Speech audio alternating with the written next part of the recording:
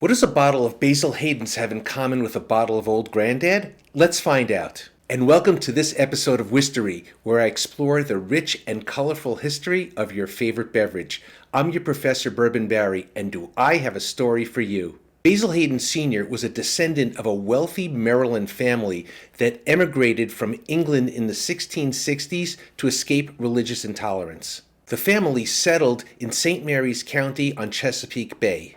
In 1785, Basil led a contingent of 25 Catholic families from Maryland and settled on land near Bardstown, Kentucky, which, as you know, is now considered to be the bourbon capital of the world.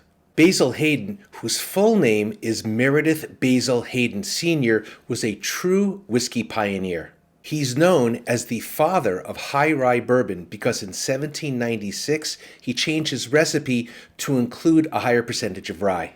So what's the connection between Basil Hayden Sr. and Old Grandad? Well, it turns out that they're the same person. Around 1885, Hayden's grandson, Raymond B. Hayden, founded a distillery in Nelson County and named his brand Old Grandad in honor of his grandfather Basil. And this picture on the bottle of Old Grandad is actually a rendering of Basil Sr.'s likeness. In 1992, when Beam Industries introduced their small batch collection, Basil Hayden's was one of the four brands.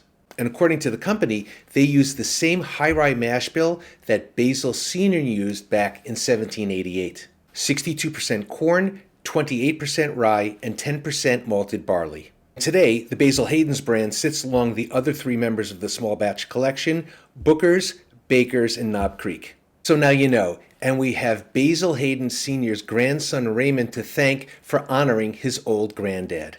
I'm your Professor Bourbon Barry. Thanks for watching.